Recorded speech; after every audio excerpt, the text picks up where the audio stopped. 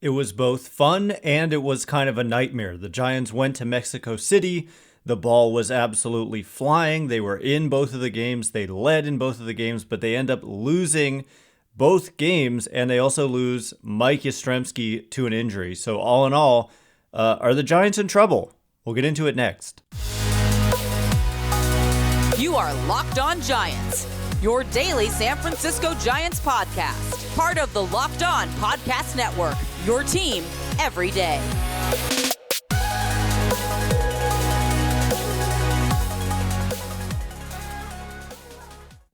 Hello and welcome to Locked On Giants, part of the Locked On Podcast Network, where it's your team every day.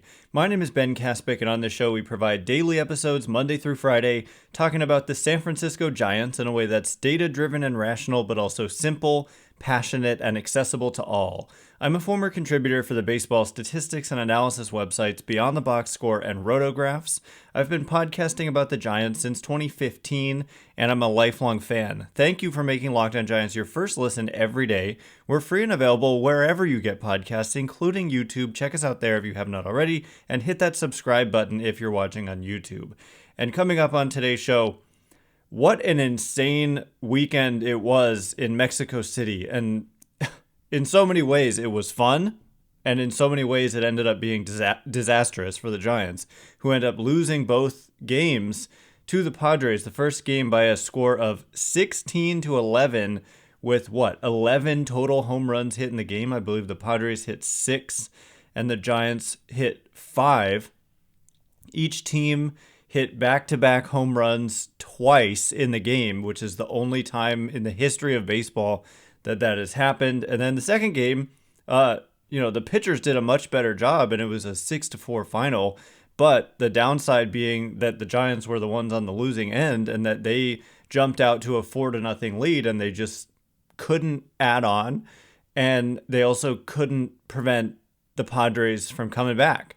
And the final play that kind of sealed the deal was a little pop-up of all things, given home runs and balls flying all over the place was the main problem throughout the series. A little pop-up that just doinked into shallow center field, and Mike Yastrzemski injured himself on the play. So insult to injury there as the Padres win this series. And I just want to point out that coming into this series, the Giants had been the far better offensive team than the Padres. You might look at their lineup and look at the results from this series and be like, of course they played that way and made the Giants and beat the Giants basically with their offense. And it's true. I mean, if you look at the lineup and you look at Tatis, Machado, Soto, Bogarts, Cronenworth, Nelson Cruz had an unbelievable series at age 42 here.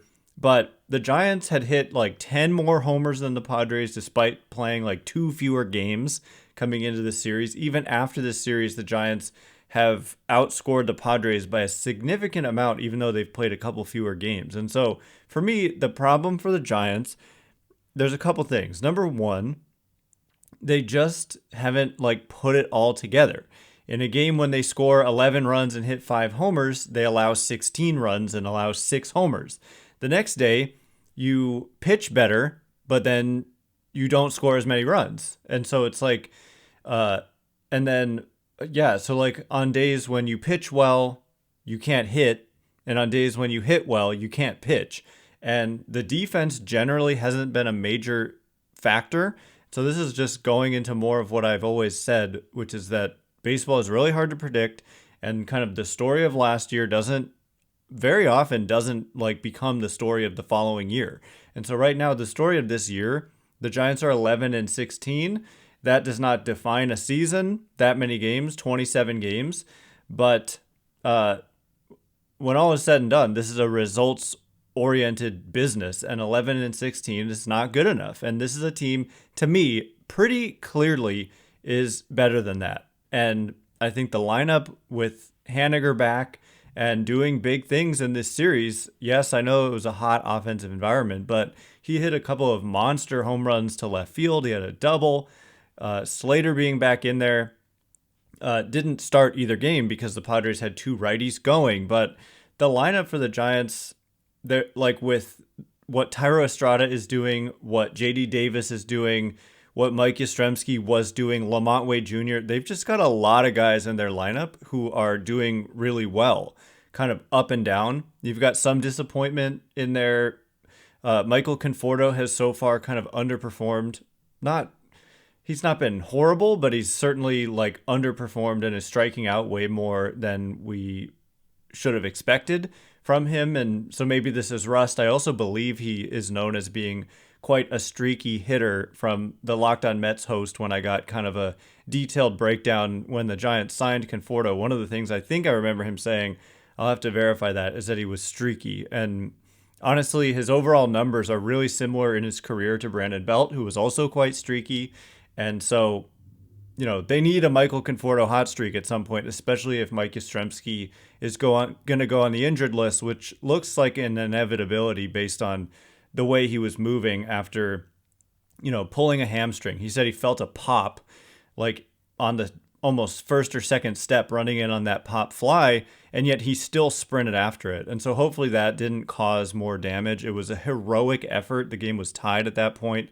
The ball kind of hit his glove, but just unable to hold on to it, and it would have preserved the tie if he made the catch, but instead 2 runs score. And so that's kind of how it's gone this year for the Giants. It's like just so close in so many games. And this is a 4-0 blown lead. They've also blown leads of 6-1 to the Tigers and 5-1 to the Royals. And so if you just take those 3 games and say you win them instead of losing them, you are then 14-13. And so that's how fragile a record can be.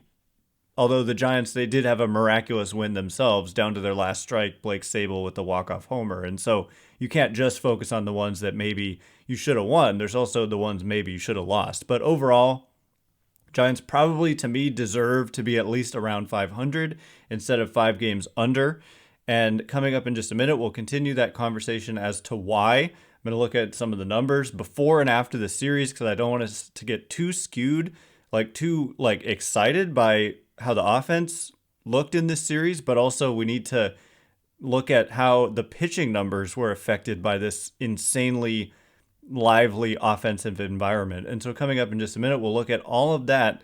But first, this episode is brought to you by Built Bar. Are you looking for a delicious snack but don't want all the sugar and calories? Then you need the best tasting protein bar ever. It's Built. You got to try it. If you're like me and you want a healthier snack, but you don't want to compromise taste, I've got just the thing for you. Built Bars and Built Puffs. Built Bars are healthy and taste amazing. It's like a candy bar flavor, and yet you might think, 20 grams of sugar. That's pretty normal for other protein bars. But with Built Bar, you get that candy bar flavor, and we're talking just 4 grams of sugar in a typical bar, just 130 calories. But what about the protein content? Well, a whopping 17 grams of protein in a typical bar. And now you don't have to wait around to get a box. You can go to Built.com, but you can also go to your local Walmart or Sam's Club to pick up some Built Bars. You can get a 4-bar box of cookies and cream double chocolate or coconut puff from Walmart, and at Sam's Club, a 13-bar box with hit flavors brownie, batter, puff, and churro puff. You can thank me later. This episode is also brought to you by BetterHelp. People often need help, and if you're like me, you don't really want it at first. And if you're having something going on with you internally, and let's face it, with all the things going on in the world, and not to mention our personal lives, I think that everyone, including myself, could benefit from a little bit of help and a little bit of therapy, someone to talk to, someone to develop coping strategies with. And I've been kind of forthcoming recently in talking about this, that I had an experience several years ago that kind of messed me up psychologically. And if I didn't seek out help, I don't know how I would have been able to get through that. And so the benefits, you don't have to have had something so serious. I think really anybody in today's day and age, with all the negativity that's out there online and all that, just having somebody there on your side who's there to support you and help you work through those issues is just kind of a must. So if you're thinking of starting therapy, give BetterHelp a try. It's entirely online, designed to be convenient, flexible, and suited to your schedule. Just fill out a brief questionnaire and get matched with a licensed therapist, and switch therapists anytime for no additional charge. Find more balance with BetterHelp. Visit betterhelp.com/lockedonmlb today to get 10% off your first month.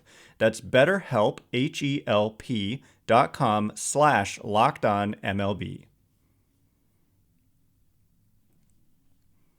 All right, as promised, I want to get into some of the numbers behind what's going on with the Giants before and after the series, because I get it. Like, this was an outlier of a series, both for the hitters and for the pitchers. And so we do kind of need to adjust for it. I think over the course of time, it's just 2 games. And like in reality, the Giants scored 15 runs in 2 games here. And that's 7.5 a game. It's not that much more than normal. They were averaging, 5 runs a game or so in the previous week. And so at the end of the day, it doesn't really change it that much. But on the pitching side, it does a little more, because they allowed 22 runs in these 2 games. So 11 runs per game here. And so, let's just start there, because I said this like a week into the season, and it's true still now to me, that the problem for the Giants in 2023 so far has been run prevention and not the offense. And there are certainly times when the offense doesn't do a job that would help you win a game, like a runner on third, less than 2 outs, and you get a strikeout. It's like you're not going to be perfect every time in those scenarios, but just the overall seasons of a lot of guys and the power we're seeing up and down the lineup, and what Wade has done with the on base. Tweeted this out this morning, but he's 3rd in Major League Baseball in walk percentage. He's 1st in terms of the lowest chase rate in all of baseball. So what Wade has done, and then he started hitting for power too. That's looking like a great decision to let Brandon Belt leave. He's actually, I hate to say it, but been terrible with the Blue Jays, and Wade has been awesome with the Giants here this year. And then what Estrada is doing, what JD Davis is doing, the potential of a Conforto and Haniger, and we're already seeing it with Haniger, and Conforto's had flashes of it, but overall it's been kind of a struggle for him. But he's got a track record of being much better than that, and so we're just waiting for him to get hot, basically.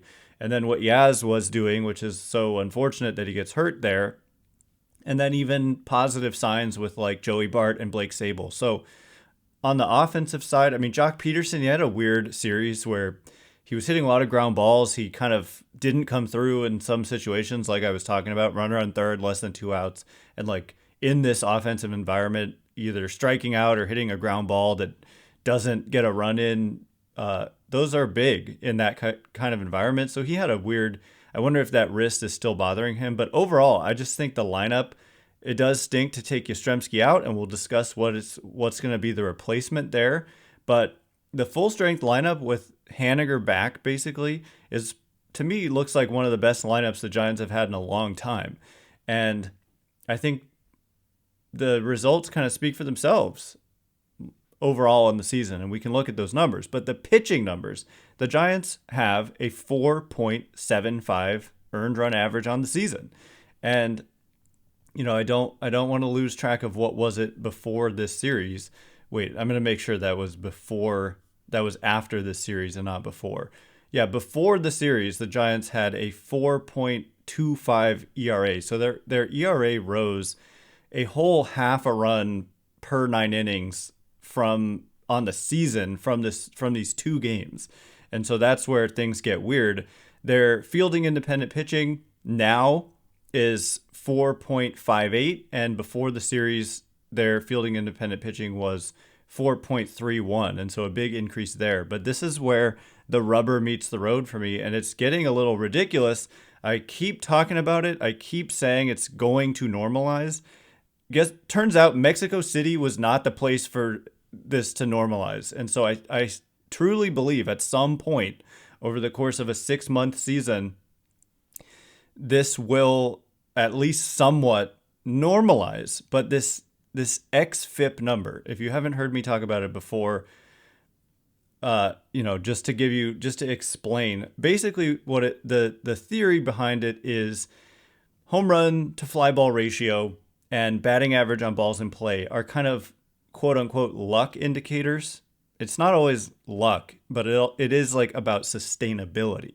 And so they take a long time to stabilize, and they're also maybe just kind of random, and so it doesn't necessarily reflect skill.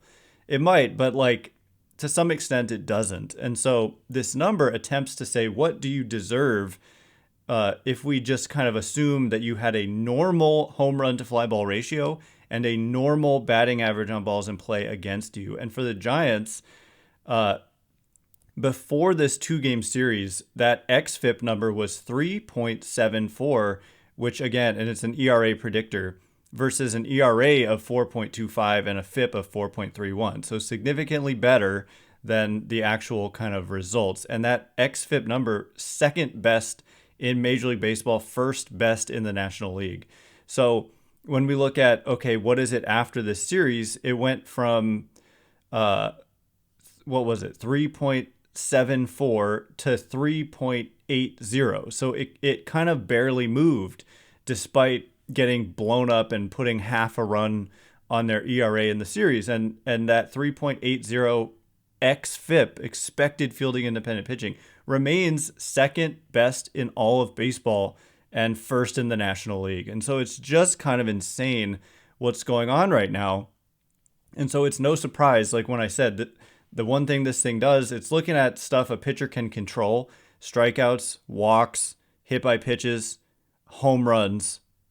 Well, but then it says, okay, home run to fly ball ratio is random and doesn't stabilize quickly, so we're just gonna give you like a league average rate and see what do you deserve, and batting average on balls in play. And so it's no surprise then that we're gonna find that, okay, who's first in terms of worst home run to fly ball ratio as a pitching staff, and it's the San Francisco Giants by a mile. They've allowed a home run on 18.9% of their fly balls. The next closest team is at 16.5%. And so like 2.5 percentage points higher than the next closest team here. And, the best team is at 7.9%, and the league average is 12.2%. And so the xFIP is giving them, like, I think basically just a 12.2% home run to fly ball ratio and saying, what would your ERA be if that was your home run to fly ball ratio? And what's so confounding about this is that the Giants have been like the best in the league the last 2 years in preventing homers. And all of a sudden, they just can't stop giving them up, like pretty much more than any team, certainly on their fly balls. And then the batting average on balls in play for the Giants pitchers has also gotten a little bit out of control to the point where it's 320 compared to a league average of, oops, I hit the wrong button. The league average is, now I hit the wrong button again. The league average is 296.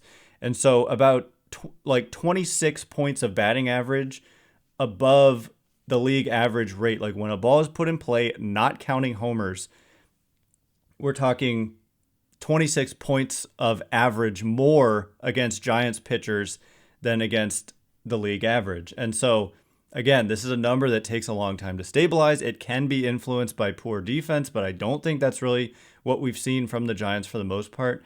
And so the fact that the xFIP is so good, second best in baseball, first best in the National League, and the home run to fly ball ratio and the average on balls in play are so bad, that means the Giants are probably doing pretty well in these categories that are a little bit more under their control and a little bit less random in terms of strikeouts and walks. And sure enough, I'm just saying this confidently without even looking, but as I pull it up, Giants strikeout rate as a team is only 12th best in Major League Baseball, actually, at 23.9%. Their walk rate as a team is second best. So there's a lot of where that's coming from. Their walk rate as a team is only 7.1%, second best in baseball. And if you take that strikeout rate and you subtract the walk rate, kind of a really important statistic for pitchers, just simply strikeout percentage minus walk percentage, very indicative of talent and performance and predictive of ERA. And for the Giants, they're sixth best in baseball as a pitching staff at 16.8%. And so all of that doesn't really add up to a 4.75 earned run average. It's just like, if you look at the leaders just simply in this strikeout minus walk rate category, let's just go through the ERAs. The number one team in strikeout minus walk rate in ERA is at 3.48, then 3.90, 3.25, 3.78, 3.37, and then 4.75, you find the San Francisco Giants. And so that's what I'm talking about. The strikeouts and the walks normally lead to good results, but for the Giants, with these kind of fluky home run and batting average on balls in play numbers, it's just completely bloating the ERA to a much higher number than what we would generally expect. And so that's unfortunate, because this is a team, like, they could use a little fortune instead of misfortune. It feels like last year a lot of fluky things happened. The defense, I thought, was like just kind of bad in almost a fluky way, in addition to just being not great. But this year it hasn't been the defense. It's been this weird kind of pitching result. And when it gets down to it, just certain guys like Ross Stripling and Sean Manaea, they just haven't been good, flat out. I'm not saying they've been great and they deserve so much better. They've just been bad, and that's contributing to these numbers. But like I said, it's not always about luck. It can be more about sustainability. Meaning we just shouldn't expect them to continue to do what they've been doing, especially with the track records that they have of not being nearly this bad. Sometimes it can indicate an injury. Like I was saying all this stuff about Tony DeSclafani last year, like the numbers don't add up. This isn't what he should be doing. And it turned out he was hurt. And so that can sometimes be behind some of when you're seeing weird things like this. So anyway, turning the page, we need to discuss more, including Gary Sanchez. This is his opt-out day. May 1st is here. Are the Giants going to add Gary Sanchez to the roster? They have to, unless they want to allow him the ability to opt out. So we'll get into that discussion in just a minute. But before we do, this episode is brought to you by eBay Motors. For a championship team, it's all about making sure every player is a perfect fit. It's the same when it comes to your vehicle. Every part needs to fit just right. So the next time you need parts and accessories, head to eBay Motors. With eBay Guaranteed Fit, you can be sure every part you need fits right the first time around. Just add your ride to My Garage and look for the green check to know that the part will fit or your money back. Because just like in sports, confidence is the name of the game when you shop on eBay Motors. And with over 122 million parts to choose from, you'll be back in the game in no time. After all, it's easy to bring home a win when the right parts are guaranteed. Get the right parts, the right fit, and the right prices on ebaymotors.com. Let's ride. I've done this myself. Slam dunk, no-brainer. eBay Guaranteed Fit, only available to U.S. customers. Eligible items only. Exclusions apply. All right, as promised, Gary Sanchez opt-out day. I should be refreshing Twitter as I'm doing this episode, because we could very well hear news about it any moment, because the situation, I think that there's kind of an obvious answer, but we need to discuss it. By the way, the Giants play the Astros tonight at 5:10 Pacific, and the Astros are the reigning World Series champions, but they're not quite the same team. Like, if you look at that lineup, they don't have Jose Altuve right now. They let some guys walk. Correa's no longer there. Verlander's no longer there. Obviously, Garrett Cole has been gone a while. So they're not quite the same team. Mauricio Dubon, he's been good for them this year to start the season. So a lot of fun action there. They're a good team, but not quite the same. Catch every pitch of the Giants' hometown broadcast with SiriusXM on the SXM app. Search Giants. So yeah, just Gary Sanchez and also Mike Yastrzemski. I'm very much assuming he's going to have to go on the injured list, and what are they going to do there? And these are kind of related, but actually not really. But I'll explain why. So today is the day that Gary Sanchez has the right to opt out if he's not in the major leagues. And for me, I just don't see him being called up to the major leagues today by the Giants. Gary Sanchez has appeared in 16 games for AAA Sacramento, where he has hit 164 with a 319 on base and a 182 slugging. So overall, that's about 60% below average for the overall league average in that league. The one thing he has going for him is a 16% walk rate, but besides that, strikeout rate is high, 27.5%. It's not too high, but it's borderline too high. But he also only has 9 hits in 69 plate appearances, and only one of them for extra bases, and it was a double, the least extra base you can have. So no homers, no triples, 8 singles, 1 double, and several walks. But that's about it. And defensively, I can't really comment on how he's looked defensively, given that I haven't been watching the games. But with that kind of offensive performance and the fact that Joey Bart and Blake Sabol, while I think they still each have something to prove, I'm not just like stamp of approval, they're major leaguers on the roster, years to come, no doubt about it. I'm not there yet with either of them, but I don't think, given Sanchez's performance and given the performance of Bart and Blake Sabol, that it justifies making a move, because the only moves that they could make here are to option Joey Bart to call up Gary Sanchez, which, by the way, would also require a 40-man move, because you'd have to add Gary Sanchez to the 40-man roster. And the alternative would be to basically cut Blake Sabol and place him on waivers. And he might get claimed, and then some other team would inherit him and his Rule 5 status. But I don't think the Giants would want to do either of those things right now. It would be kind of unfair to Joey Bart. I think Bart has played well enough to deserve some more rope. And I guess there are 2 more possibilities. Number one, they could go with all 3. They could call up Sanchez, and especially with the Yastrzemski injury, it could put Sabol back into the outfield. The problem with that is that Sabol, I did not really like what I saw defensively from him in the outfield. Certainly not a guy I would put in center field under any circumstances. And so if he's just like left field only, and even that is sketchy, and then you've got everyday type players in Haniger and Conforto, what that would mean is that one of Haniger or Conforto would have to play center, which I just don't think is ideal either. Neither of them, Conforto doesn't look to be moving around all that great out there in right field, and just neither of them really should be playing center. And so I don't think that that's the solution. I think you kind of just roll with Bart and Sabol as catchers for now.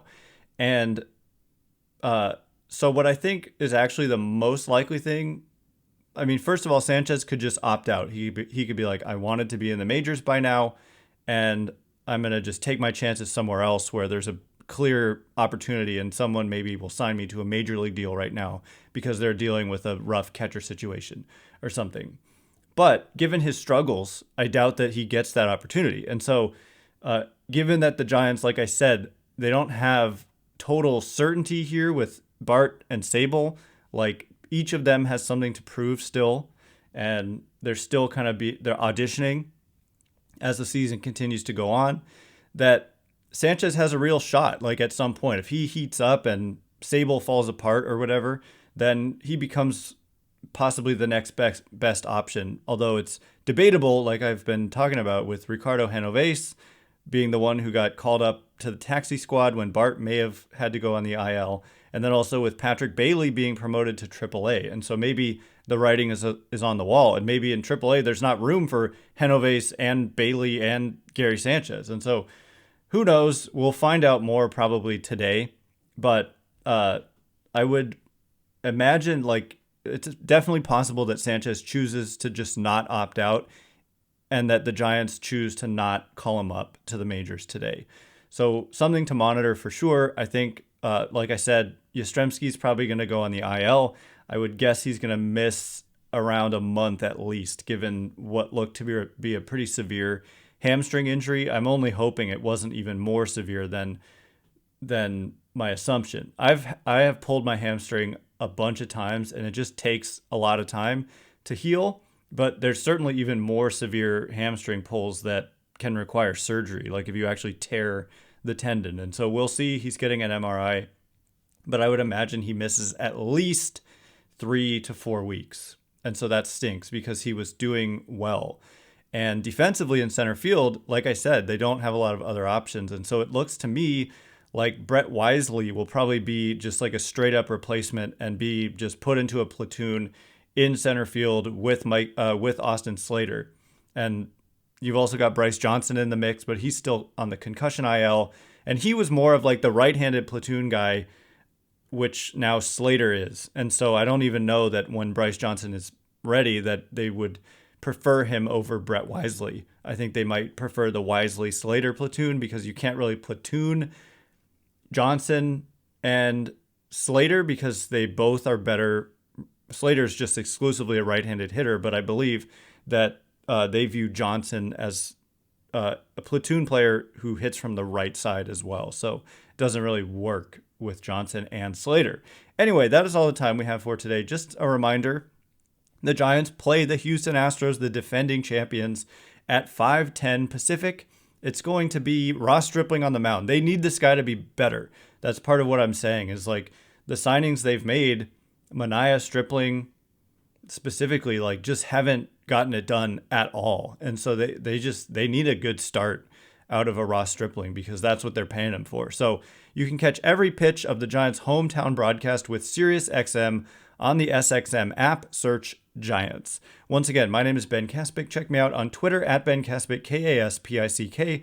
If you like this show, please consider rating it or leaving a review. It helps me out a lot. So thanks in advance, and thanks to everyone who's done so already. Cannot wait to be with you again tomorrow, breaking down a tough matchup. Like, that's what I'm saying. You're 11-16, put yourself in a hole, and now you've got to play a really good team on the road. And so hopefully the Giants can just kind of pull off a miracle and win this series. But it's going to be tough, no doubt about it. So we'll be breaking it down tomorrow. The Everydayers will hear that one. And so thanks again for listening. You are now Locked On Giants.